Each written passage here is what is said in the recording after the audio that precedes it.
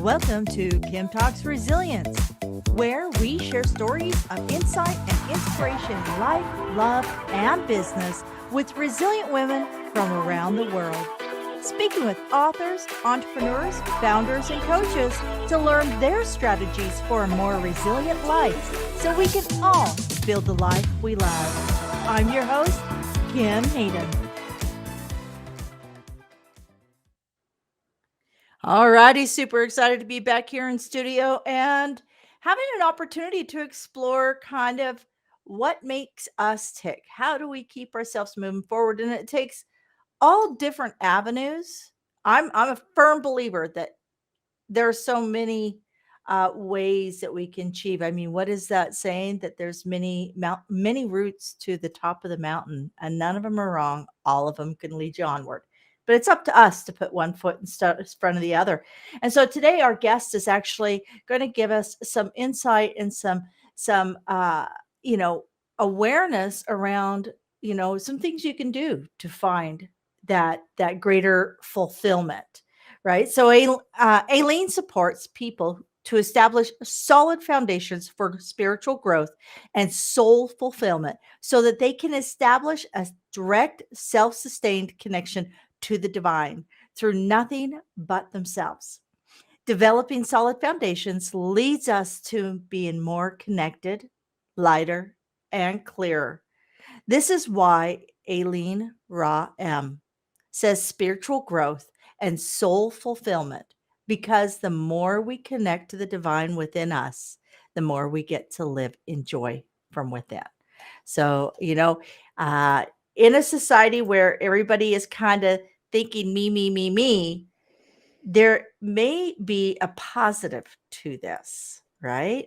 So, welcome to the show, Aileen. How are you today? Hi, Kim. Nice to be here with you today. Super excited to go deeper into this subjects that I love so much.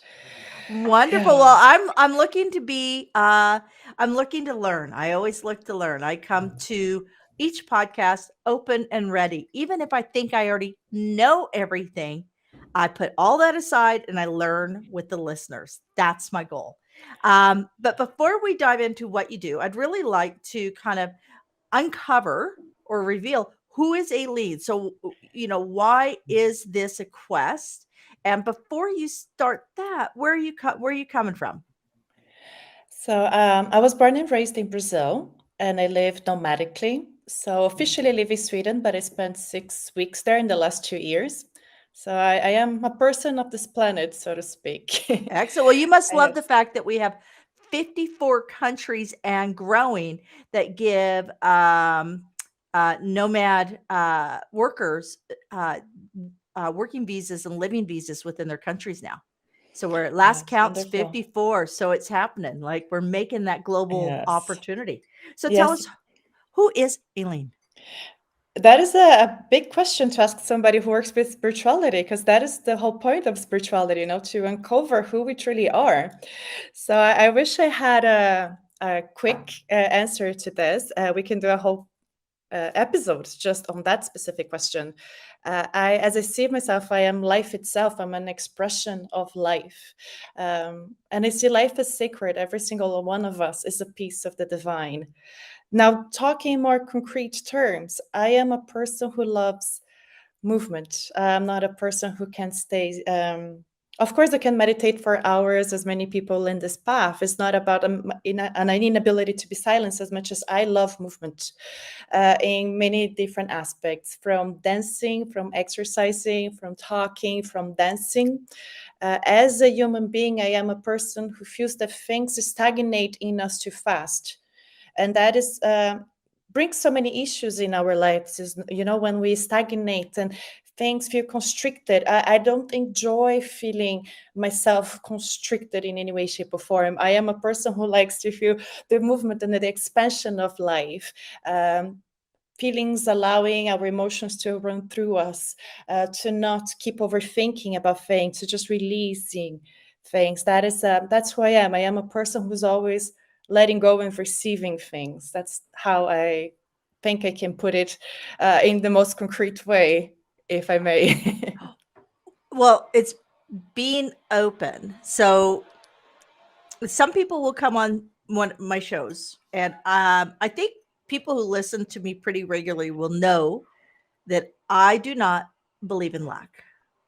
I believe in opportunity and taking action, be it no matter what that action is. That action can be sitting peacefully and waiting for more information to come, or that action can be Yeah. leaning into the information, but it's taking action. And opportunities, I believe, are always around us. So I Mm. love that don't be stagnant, and keep movement, because when we, it's kind of like the duck, right? We may look really green on top of the water, but are you keeping afloat? Are you keeping that movement? Are you doing all Yes. that? I'd love to dive in. I love that you're a nomadic, because that is my goal. That is my goal. I want to force up my life around this world, the rest of my life, sitting on park benches talking to people. But until I Yeah, get that's there, beautiful. I want to learn more about what you do and what can I learn today. So Yes. take it away. I work as a spiritual guide, energy healer, and teacher, supporting people to develop spiritually, to come more in connection with themselves, which for me, a big part of this is creating a spaciousness in our life. We live very busy lives. And when we are so busy, it is impossible to explore new possibilities of being, to experience different parts of ourselves, to see clearly, when we are so busy and so much turmoil in us, it is impossible to have that still image of what is actually going on inside of us. So creating this spaciousness to live, I find super important. And it's all connected to the heart, because for me, the heart is spacious. The mind is busy, but the heart is spacious. So I support people to come back to themselves and grow spiritually in a way that also brings them fulfillment, because they come to this better understanding of who they are and what they want, and what are their next steps in life, to live in alignment with what they want. It's so easy to say I want this, but don't do anything about it, Like, this is my value, but then not behave like that. So the point is to come into alignment, because it is this alignment that brings us inner peace and fulfillment in a way. Because the more we are out of alignment with what we think we want, the more stress we experience within ourselves. There's like this separation in us. Absolutely. Um, I'd like to dive a little bit more into this alignment and how you work people, because that's a word that really resonates with me, is alignment. And I Mm. think we all go through different phases, right? So, when you think of the phases of the girl, the mother, the crone, right? Well, we through life go through different phases, right? And our Yeah. friendships go through different phases, and our workspaces go through different phases. And what's really fascinating is there's been a lot of guilt associated to being fluid up until the pandemic. And the pandemic, I think, released the opportunity for people to speak about their fluidity around what they're doing or what they're moving through. Because Mm. up until that point, everybody was expected to have a 40-year job, to have one partner, to have, 2.1 kids. There was all these expectations, and you didn't talk about what aligned with you if it didn't align with what other people's expectations were. I think that was a lot of soul killing. So Yeah. I'd like to actually open this conversation a bit and go through, and I hate to break this down into those concrete terms, but these are the terms that people understand. And if we can get them thinking, then Yeah. we can maybe move them. I want to talk about alignment and those Yeah. 3 steps, because finding alignment can lead us to being open to spirituality. Yes, and living the life we truly want, living our fulfilled lives, because deep down we all know what we want. We might have issues acknowledging it. We might have fear of being judged and of failing. Those things are real. I understand that, but that doesn't change the fact that we know what we want. And sometimes we have a huge issue just acknowledging and accepting and embracing what we want. And right there, we get out of alignment, because the first step of alignment is our ability to be honest with ourselves.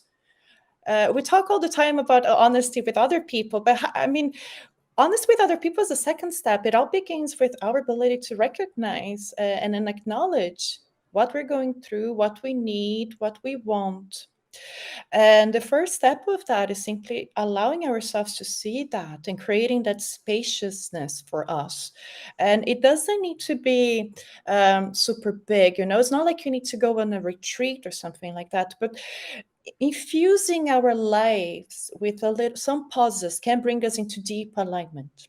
So for instance, if we have a super busy schedule, can we have 5 minutes between two meetings and ask ourselves, what is the intention of this next meeting I'm going? Why am I going there? Am I just doing for doing its sake? Like, why am I doing what I'm doing in my life? It doesn't take much. It just takes the guts to stop and ask ourselves and answer. And then at the end of that meeting, see, go back to that and have I fulfilled my intention? It's not like we can always fulfill it. Of course, there are other people involved that might also have other issues bringing up to us and priorities change. But it begins with that first creating the space to create the intentionality and then the ability to go back to it. So it's Yep. not enough to just have the intention. We have to go back to it and assess ourselves. How are we doing? Another simple way to do this is at the end of every day, before going to bed, taking 5 minutes before going to sleep and asking ourselves, how was my day? What were the highlights of my day? What made me happy this day? Maybe I just bumped into somebody on the street I hadn't seen in a long time and, acknowledge the joy and the gratitude for that moment. And the other way around, what didn't go so well on that day? What is it that I am responsible for in my life to make better tomorrow? So creating pauses of self-reflection, it doesn't need to be long. It is more that they become a habit because that is how we start creating alignment. Alignment is not something we do on a day. Many people go on retreats, have all these great ideas, but come back and lose it. It is the small habits. It is how we live our everyday lives. Yeah. And I there's something that you said that I absolutely like totally clicked into was I've had a lot of people throughout the course of my interviews tell me you should never even acknowledge a negative. Don't write it down. Don't think about it when it happens. And I'm sitting there going, but how do you learn if you cannot assess the feedback? Yeah. Right? It's like Edison. Edison did not fail making the light bulb 10,000 times. He found 10,000 ways it would not work. Yeah. And I totally agree with that because I think that we're destined to make the same mistake over and over if we don't acknowledge when things aren't right so we can break them Absolutely. apart and we can move forward. A lot of our suffering comes from repetitive patterns. If we don't allow ourselves to see the patterns, we cannot break them. Now, it's not necessarily negative in a way. It is a fact of life. This was not that good. I don't have to Yeah. suffer and like grow into this turmoil. It's acknowledging maybe it wasn't even that bad. Maybe it was just like this encounter with my mother was okay, but it wasn't that nice. I could have done more to connect deeper with her. Is assessing the points where I can give more of myself, where I can make this better for myself. So it's not a problem. It's a point of awareness of opportunities in a way. This can be better. I can do this better. You know? I totally agree. So when we're moving in, it's being aware. So I think that's Yeah. the very first thing that I'm really taking away here is Yes. gaining awareness, right? Mm. Um, What about those who are stuck in the cycle of the woulda, shoulda, coulda? And we see this a lot. We saw about the Yeah. self-flagellation, the shame, all these things. I should have done this. I wish I'd done that. I'm guilty. I'm Yeah. guilty. I am like this with my children. Yeah. And I pull to the top instead of being in the moment of a great Sunday dinner where they've come over to get a free meal from mom. Um, Something is said or done, and I immediately throw back to what I view as a failing as an adult, as a parent. So I know people live with this constant loop of woulda, Yeah. coulda, shoulda. That has to be a block for For sure. gaining. So walk me through that. How does so we're talked about alignment, creating awareness. How about that? How do we get rid of those gremlins? What do we do? That's a huge work, and it starts with recognizing who's telling us that, because that is coming from our minds. It's not from our hearts. Our hearts will never shout at us. So creating this awareness that this is my mind, that it is judging me and it's not being my best friend now, and developing some self-compassion, because we're all good people, we're doing our best, but we don't know everything at any given moment. We all have our limitations at any moment. I mean, it's a big world full of information and possibilities. So having some self-compassion for being human, which also supports us to have self compassion for others around us.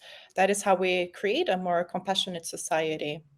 So that is one aspect of it. It's understanding that this is from our minds, and we are allowing our minds to run our lives, and not coming into the spaciousness of the heart. The mind is a very busy place. The mind doesn't stop talking. And much of this path is about creating this spaciousness, and mindfulness practices or meditation or simple intentionality breaks, creating these spots. So this would be my first thing that I will bring into awareness, that we can develop a little bit more self-compassion and self-acceptance. And then it's understanding that maybe we don't have to do anything. Maybe all the things that we should or could, says who? Like, Yeah. you know, do I really? Should I really? you know, creating this moment of new possibilities of life. The life doesn't have to be in this specific way or that we are responsible for our lives for sure, but we can create new paths. We can create new ways to relate to our families, to our loved ones. We don't need to just keep following the status quo, because that shouldn't, that have to, they are following the status quo, which is a sign of reacting to life as it is and not proactively creating our lives. Which is kind of living like a robot, unfortunately. We're living autopilot and we don't realize it. It is unconscious. And of course, it saves energy, has many benefits, and that's why we do it. At the same time, the more we create this intentionality and taking this step back, the more chance we have to slow down and tell that voice, like, it's okay. And a huge point of this as well, when we talk about the heart space, we all talk about gratitude, be able to receive and take things in. But there's a counterpart, because gratitude is about our ability to receive, right? But there is the balance of giving, of allowing things to leave us. And this is the harmony to give and receive. And in this sense, in this topic, what would be beautiful for us to give is more forgiveness, more self forgiveness, especially in this moment. Saying, I forgive myself for not having done this so well today. So, coming back even to the topic we were talking about before, maybe not everything in this day was great, but I forgive myself for my mistakes and I learn from them so I can make it better tomorrow. You know, Yeah, toddlers don't learn to walk without banging their head a few times. yeah, And that wasn't a mistake. It was a way for them to learn how to be upright. And I think we forget all that we do before 2.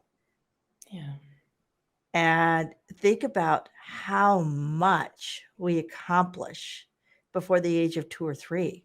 We literally are learning language, motor skills, feeding ourselves, dressing ourselves.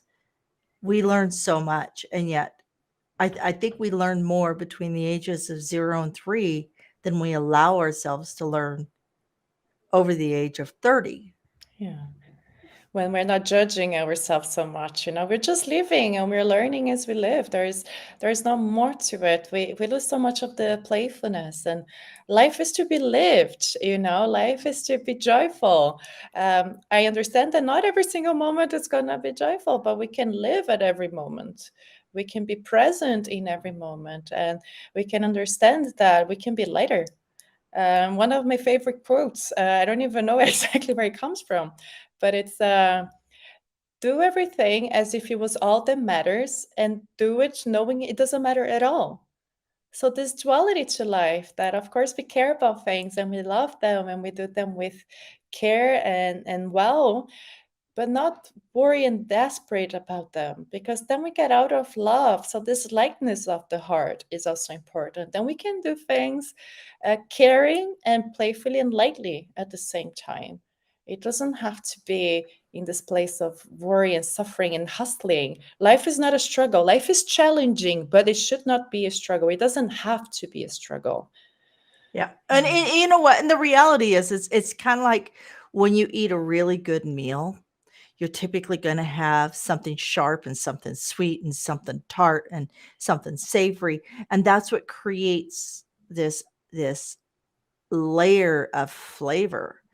And when you expect only one flavor in your life, you know, is that really a robust serving? I really think about this. I had a great meal the other night, and uh, they had this like curry custard duck confit, and it was paired. It was a wine and South African dish pairing, and you sit there and you just taste all the flavors. But if you just kind of ignored it or chose to only do half of it, it wouldn't have been the full experience. So there's my food analogy, folks.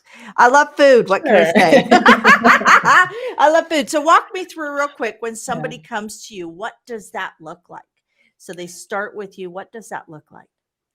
I work in quite different ways with people depending on their own journeys. So I work with people in specific, like 8-week programs where I set their solid foundations for spiritual growth and self fulfillment, which is great for people who are interested in spirituality and personal growth, but had never had a real, like, teaching and daily practices. So I create this foundation for them so that they can better self regulate themselves, know themselves better, become lighter and more connected. It is like 8 weeks, you got the foundation, so to say. And then I also have a spiritual mentorship, which is not so structured of a program, where I work more with channeling practices to people to dissolve their current blockages.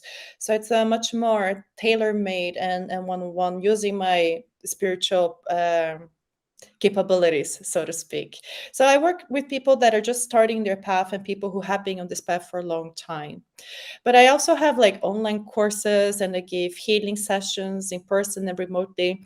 So I do quite a few different things, and it really depends on what the person needs. And I see that. So normally the person just comes for a discovery meeting first, and we see from there what they need. So Excellent. So, very tailored. It sounds as if there's a lot of tailored options to individuals.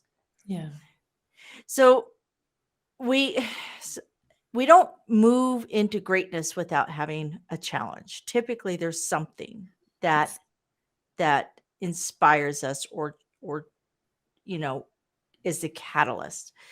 Can you share with us a time that, through resiliency, without that moment that you could pull on, that you may not be on this path, a time that was really, really challenging for you?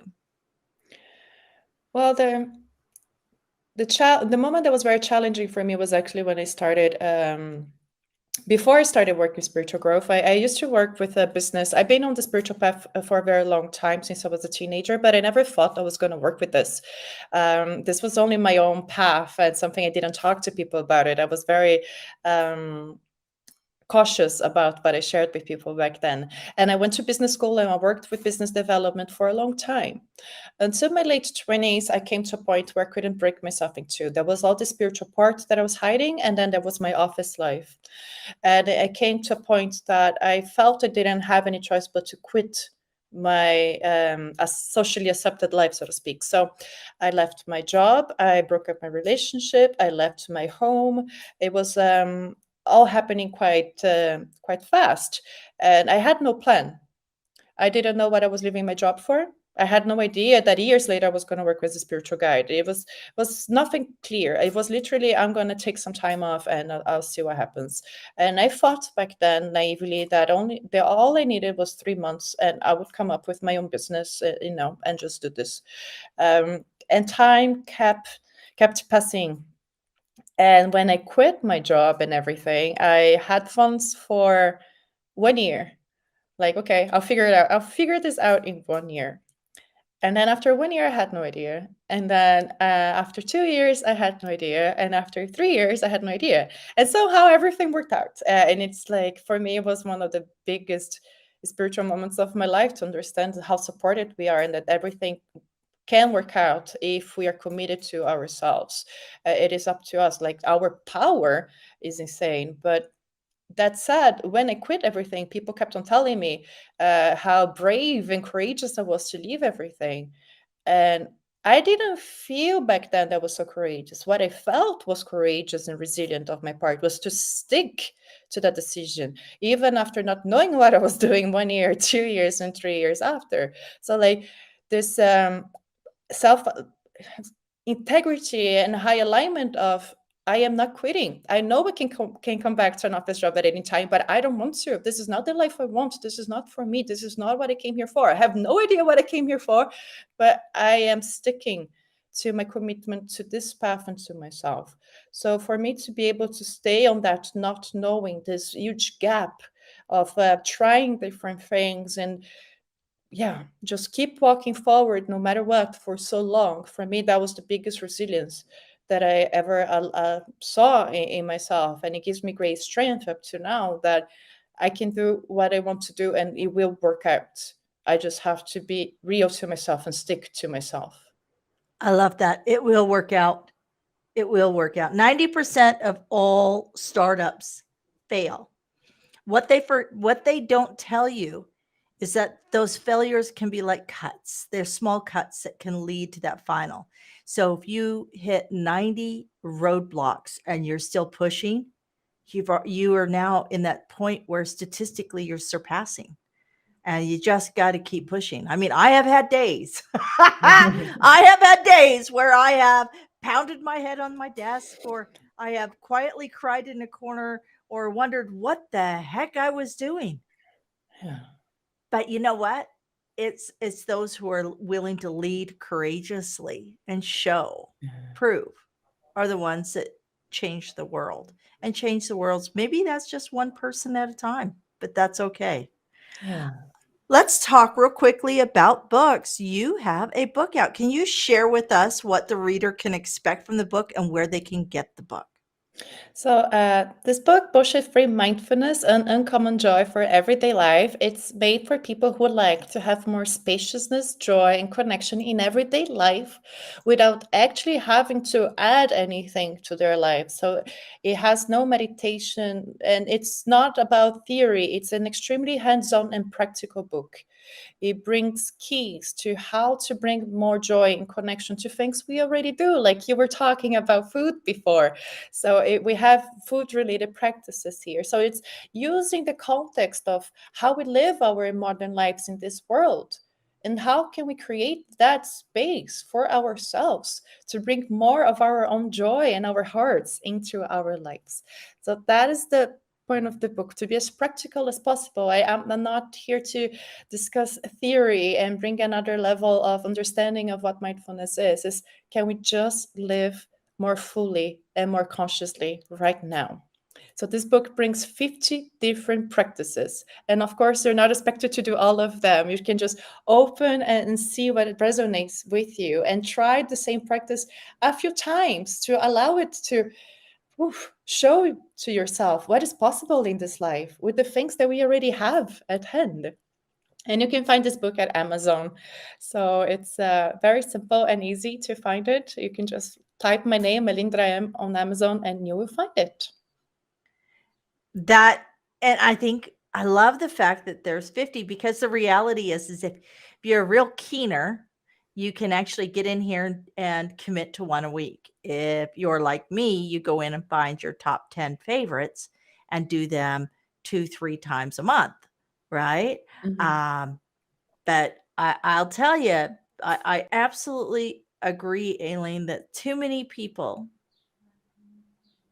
are running around and missing the flavor within life. They're missing so much. Old people, when they're surveyed, people in senior facilities, people who are in care facilities, never wish they had spent more time at work. Yeah. And yet we live in a society where I don't know how this happened, but over the last 10, 15 years, the dream has become having a jet, having 4 houses, having, you know, 40 pairs of shoes that are, each, $1,000 each, and Mm. having purses that could pay a year's worth of university tuition. So I'm not sure, folks. I really am not. And I mean, I am sitting here. I live in a nice home. I live in a nice home and I cook great meals for my kids. And my husband and I still do date night every few weeks. We have a Lovely. date after 30, almost 30 years of marriage. But I also drive a Volkswagen Bug because who cares? Who cares what you drive? Who cares what shoes you got on? Who cares what purse you're carrying? Nobody cares. At the end of the day, when you are 85, you're not going to sit there and say, I wish I had more shoes. Yeah, absolutely. I agree with that. And it is back to intention. Why do we want the things we say we want? What is the point of wanting them? What are they actually giving us? And this is actually a quite deep subject. I would try to put it in as short as possible here. But the truth is, most of us are not pursuing joy. Most of us are just uh, trying to get out of suffering and pain and discomfort. It doesn't have to be a big suffering, but discomfort. So think about it. Let's go back to food. You've been thinking about pizza the whole day, and then you finally go and get the pizza. What happens normally when we get the pizza? We have the first bite and we enjoy that first bite. And then on the second bite, we are on our phones, we're watching TV, we're talking with somebody. We're no longer tasting the pizza. The pizza that we were craving the whole day, when it is there, we're not there with it. Now, why is that? Are we really going for that thing we think we want because of fulfillment, of joy? Or was it incredibly uncomfortable to crave something we did not have? And we're only going after it to stop suffering, stop the discomfort of the craving. And that is the sad truth when we start seeing our drivers. And this is a huge key to turn to live much more joyfully. Because when we realize what is it that actually brings us joy and we go after that, instead of just coping with the things that are making it uncomfortable, because that is what makes life bland.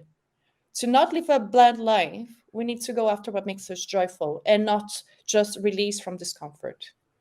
And it's so subtle. It's so subtle in our everyday life decisions. Yeah.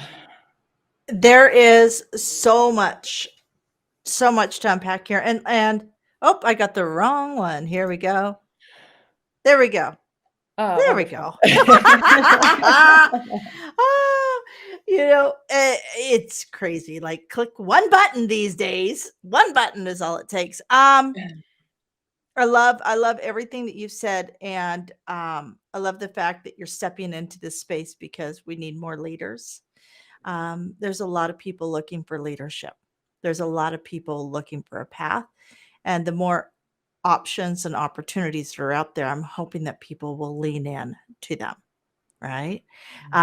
So, Aline, can you go through all of your contacts? How can people find you, follow you, and what can they expect when they do find you? Well, the best place to find me is actually on my website, alineram.com. And you can also go to alindra.com/subscribe to get my newsletter, which in the case of my newsletter, what you get is one article per week that I write, going deeper into subject within spiritual growth and self-fulfillment. So writing is a big part of my work and what I do, and a way that I love to share my visions and what I can do to inspire and motivate you to walk forward. So I invite you to check out my newsletter for that. So again, alindram.com/subscribe. And I also have a guide, a free guide, going deeper into what spiritual growth is. So you can go alindram.com/spiritual growth to get your free guide. And you can also find me on Facebook and Instagram, although I have to say I'm not the best at social media. And the best way to keep in touch with me is definitely through my newsletter and writing. I also offer free meditation sessions online every other week, and I do events to bring people together online. So being on my email newsletter is the best way to keep in touch for sure. Excellent. And that way you're getting some further insight on a weekly basis. That's amazing. Yeah. I always like to close the shows out with a quote. What is a quote that's inspiring you today and why? One quote that I always repeat to myself is that the mind shouts and the heart whispers. For me, so much of life is becoming more aware of our heart space and living from our hearts. So, whenever we catch ourselves shouting at ourselves and telling ourselves, do this or do that, you should, that is a shout, that is the mind. So, coming back to the spaciousness of the heart, that the mind shouts and the heart whispers, the mind is busy and the heart is spacious. So, I'll like to leave with that. I have nothing to add. That's beautiful. That's beautiful. I love that. They say that, and I love, I mean, I hadn't thought about the heart as being spacious, but as a mother, you know, that as a sister, as a wife, as somebody who cares, you know that you always have room for one more. You always have. So I would say what Aline was talking about, give yourself, show yourself a little love. Make sure you're that one more today. So until next time, I appreciate your time. And you know what? Just be good to yourself. That's all I can say. Be good to yourself. Yes. Thank you. Thank you for Thank you for joining us here today at Kim Talks Resilience. I'm your host, Kim Hayden, and I'd love to invite you to our resilient community at resilientgift.com. That's resilientgift.com, and we'll send you our magazine and tickets for upcoming events and all sorts of cool things we do here. So be sure to keep watching. And you know what? Don't forget to like, subscribe, comment, and share, because we all know that sharing is caring.